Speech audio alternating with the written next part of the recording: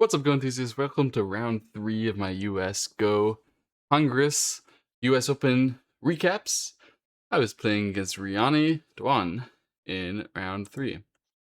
And, so I had previously lost to Evan in round 2. So I was paired down then in round 3, the time being 5 done. And I think Riani had won her first 2 games. So pairing up. And so I played black. She played white. She is the Girls' Cup winner this year. So in round 2, I played the Redmond Cup winner, the Youth Boys tournament. And then in this game, I played the Youth Girls winner, the Youth Girls tournament, the Girls' Cup. And she was very young. I think she's something like, she seemed like 10 years old or something like that. I honestly don't really remember what the difference is between 10 years old and 12 years old or 8 years old, but somewhere around there, I think. And so she was a very fast player, just like Evan. Actually, Evan had ended the game with me with like an hour on the clock, meaning he played every move in around 20 seconds. And Rihanna was very much similar, except sometimes she would get distracted and play with her lanyard for like 5 minutes straight after I played a move. And then she'd look at the move, think for 20 seconds, and play as per normal. So that was kind of funny. Anyway, I had black in this game, she had white.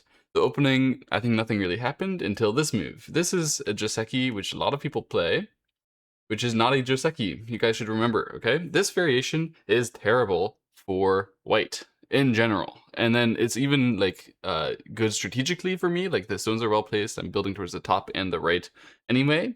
But just locally speaking, this is a horrible result regardless. So you should not do this. If you want to play attach, that's fine. Then you can play this one next and it'll be better. Or you can also just not attach.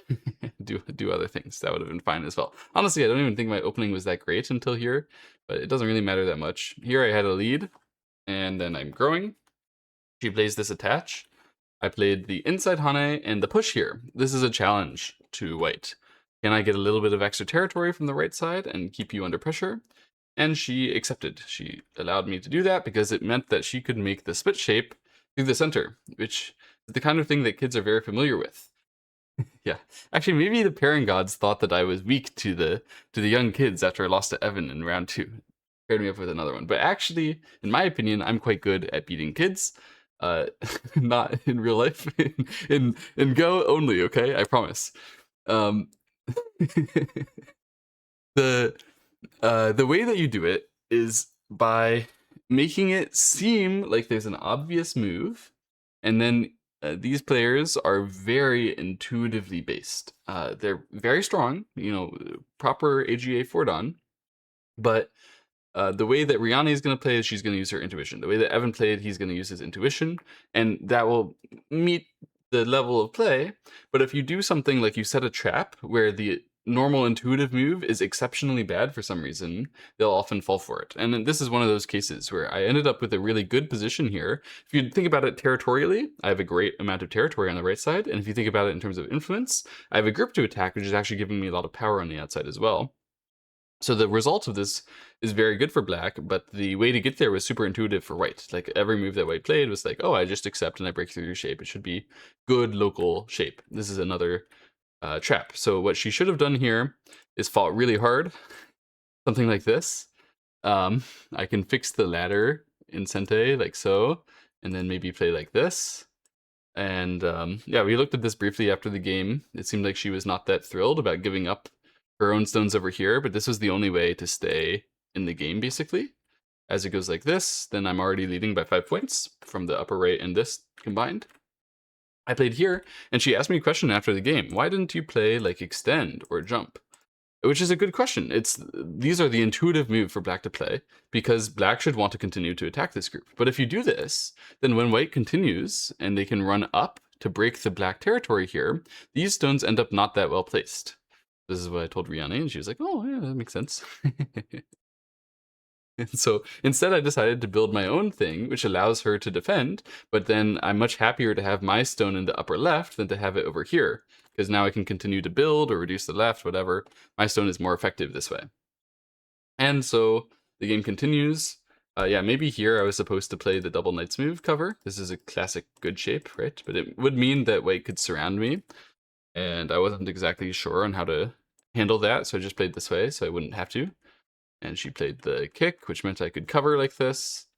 Um, she exchanged these 2 extra moves here, which made it harder for her to enter the top side, and ran out like this.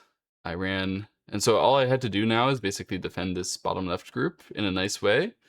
I ended up doing this one, which is a little slow. Like, my whole method here is a little slow to take care of it, but I already knew I was leading pretty significantly. And then when she attached and started to commit into the area, I think this is maybe her last chance in the game. When she plays here, it should have been this one. I didn't know about this. She actually showed this to me after the game. I was like, I don't really think that's that good, because I was not creative enough to come up with this move for white. So what white should have done is sacrificed the 3 stones and then gone through anyway. I don't know exactly how, but something like this. And in this way, even though black became really strong and captured the 3 stones, got some territory, at least white has a route into the top side. The game is not like over. In the game, when I connected here, and then, yeah, she didn't have any time to actually fight in the center, so I managed to cover that. At this point, the game is basically over. I exchanged these cutting things so that I would get to save my stone on the left side in Sente, and I just played over here. My top side is enormous, and she doesn't have very much territory at all. So the reason why this happened, it seems like I won this game really effortlessly, right? I basically understand everything that Rihanna could think about, and I thought about that and more. So this happens to some matchups where you just have a little bit more knowledge. It's not like I'm that much better than her. It's just that I knew everything that I would be thinking about if I were at her skill level, and a little bit more. And that allows you to totally encompass the other player and make it yourself basically unbeatable. And so that's what happened in this game, where now, yeah, she tried to reduce after I tried to build, which makes sense, but you know, by running out here, it's still gonna have to do with her own weak groups on the bottom side and on the right side. She could have tried to break the top side there and make it more of a risky game, but she didn't, so I took the top side, and I counterattacked this. So I had another group to counterattack against, and yeah, this game was over throughout all of this. I was still trying pretty hard to make it as clean as possible, and I wasn't like totally sure that the game was completely over, but it was completely over. And so she could have saved her group on the bottom side now, but I'm gonna kill it in the game. I think if she played a bit more safe, she could have saved it, but she would still not be close to my territory count. And yeah, in the game, when I played this diagonal move, I had read out that the kill is completely clean. According to the AI, this is like my biggest mistake of the game, because I could have killed it more wide in the way that I'm doing this. Apparently these were like big mistake moves, because it gives white more thickness outside while I capture her group on the bottom. Yeah, anyway, the game ended. So this game was really one-sided. This is a, yeah, a pretty clean contest from my perspective. I think the most instructive part of this game, if anything, is like the very beginning here, where I'm just playing to allow her to do the things that she normally would view as good, but then out judging, right? Just realizing, oh, but actually it should be good for me, and having my stones in good spots.